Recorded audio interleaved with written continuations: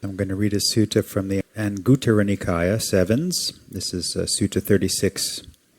This is called A Friend, Part 1. Bhikkhus, one should associate with a friend who possesses 7 factors.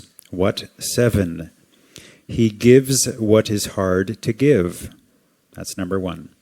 Number 2, he does what is hard to do. Number 3, he patiently endures what is hard to endure. Number 4, he reveals his secrets to you.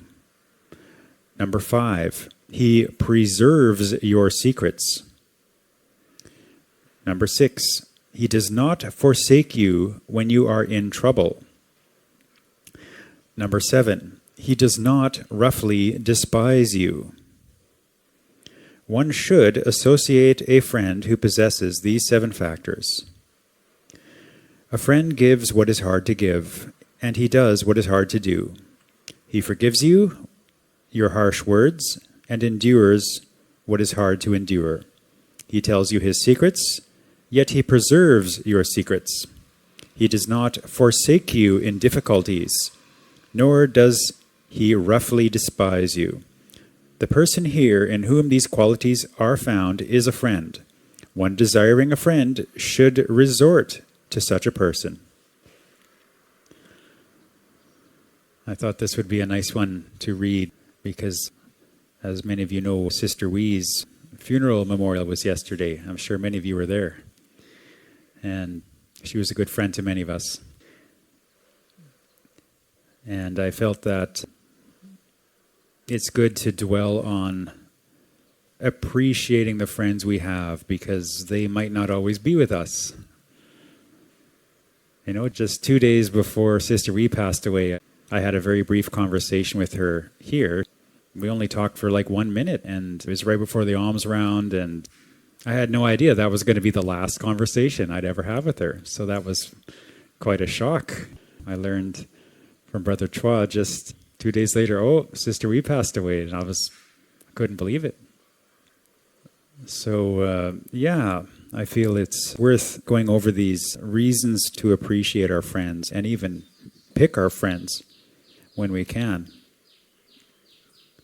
I want to dwell on this number 2 in the list. He does what is hard to do. And I would say that part of this doing what is hard to do is some friends are just very reliable. They're very reliable. You can always trust they'll be there for you. You can always trust when they give their word, they will deliver on that word. And I say that is something hard to do. That deserves mentioning. Most of the time, it's pretty easy to keep our word. Most of the time, it's easy to be reliable. But when the troubles arise, that's the big test of our character. Can we continue being reliable, or can we continue keeping our word when we give it? There's always those tests that come. Can we still do, that's when the hard things come, when those tests come. So anybody in your life, think that over. Who is it in your life that is reliable for you? That person probably deserves being thanked sometime, even if just for being reliable. People who keep their word, people who you deeply trust, that's worth a lot. He reveals his secrets to you, number 4. I think that one's worth dwelling on as well. One of the big differences that I had to learn to adjust to becoming a Buddhist monk, like I came from Canada, and Canada is known for having a very, let's just say, loose culture, more informal. And part of that culture is people are more open with each other, once they're friends anyway. They will admit their own faults to the other person and kind of like show what their vulnerabilities are a little bit. And this is a way of actually making friends, like you're sort of opening up who you really are. Maybe you have a more confident exterior by default to everyone, But the people you get closer to, you sort of reveal what are you a little more weak at. You kind of reveal those weaknesses. And that's a way of developing a closer relationship. If people are never, ever willing to reveal their weaknesses, at least in a looser culture like that, it begs the question, why? What are they hiding? Now, once I ordained, and I met a lot of Buddhists who came from much more, you might say, conservative, tighter cultures, they would not really reveal this kind of stuff. And that's part of the culture. A lot of the monks I met are very tough guy kind of monk. If something was to hurt them, they didn't want to say, ouch, let alone scream or cry or anything like this. That's just completely out of the question. In Canada, if somebody gets hurt, they say ouch, even if they're a man. They'll scream, they'll jump. This does not ruin their reputation. This is thought to be like authentic behavior. They're being genuine. You actually earn respect by being more genuine. But in the more conservative cultures, no, be a tough guy. Be manly. Don't show your vulnerabilities ever. So that was kind of a difference I had to adjust to. Anyway, but here's the Buddha saying he reveals his secrets to you. I think secret would include these sorts of vulnerabilities, at least in a more Westerner context. It is something you don't show people normally. And then number 5, I feel is worth a little mention here too. He preserves your secrets. Preserves your secrets. So, if somebody learns something about you, maybe one of these weaknesses or vulnerabilities, do they go telling other people about it? Do they go kind of behind your back and gossip about you? So this is a very good, I say, way to know if somebody's really your friend or not. What do they say about you behind your back? What do they reveal about you that you would prefer they did not reveal? We have this word confidentiality. Confidentiality. It's kind of a fancy word meaning some things should be kept private. And if someone keeps those private things, then you have confidentiality.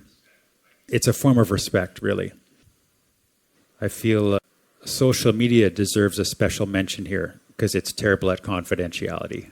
It loves to gather up anything about you, and then turn behind your back and try to sell that for money.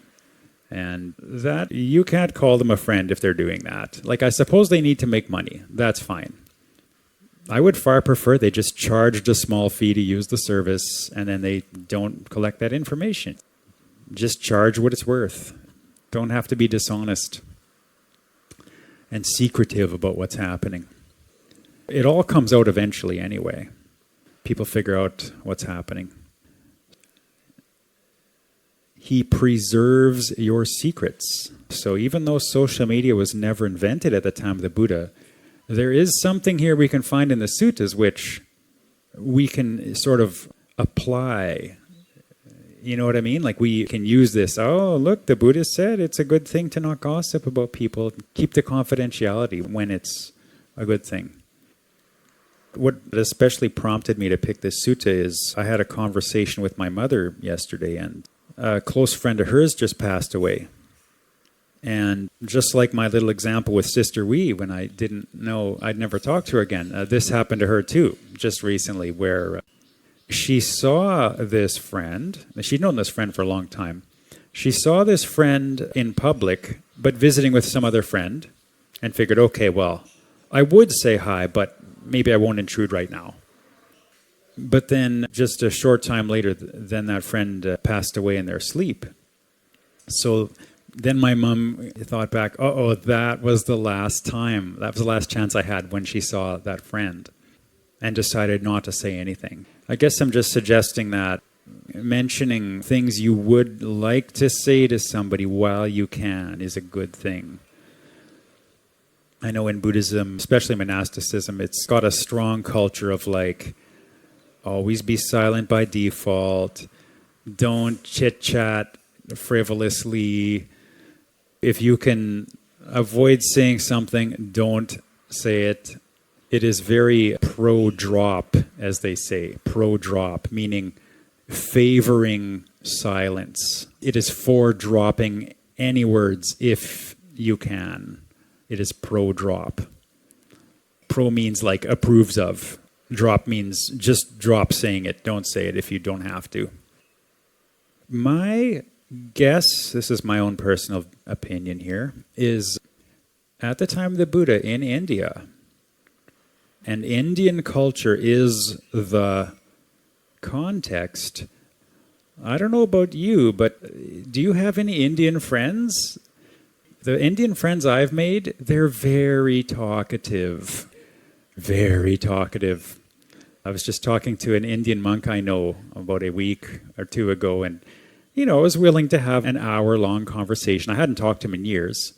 But no, that conversation, I could not stop it any earlier than like an hour and a half, hour and 40 minutes. I'm like, okay, well, maybe this is a good time to kind of wrap it up. And no, he wanted to keep talking. It was a good conversation. He's funny, he's insightful, he's a great guy. But Indian culture, like, they love to talk. They love to talk. They will just talk your ear right off, pretty much. I met 3 or 4 Indian monks when I was in Sri Lanka, and yeah, all of them were this way, all of them. And I like them too.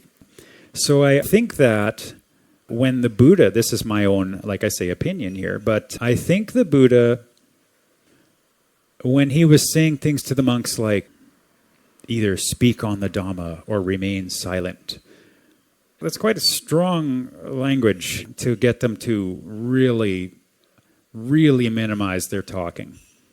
And maybe you have to say that to Indians, okay? Maybe that's my opinion, is like, he probably had to say that to them or they would have just talked like crazy. That's their culture. Anyway, so what I'm suggesting here today is, in the way of appreciating other people for what their good values are, please don't cut that out of your speech. Don't consider that frivolous talk. Please consider that to be a form of Dhamma, okay? It's appreciation. It's gratitude. The Pali word is Kataññutā. So if you're showing appreciation to somebody, maybe just they're a reliable person in your life, just any appreciation. So if anybody comes to you and they're like, shh, no chatting, no talking, you can be like, I was practicing Kataññutā. Okay, so that's the magic word you can use. If you use a Pali word, oh, that must be some Dhamma. Okay, Kataññutā. Okay, gratitude.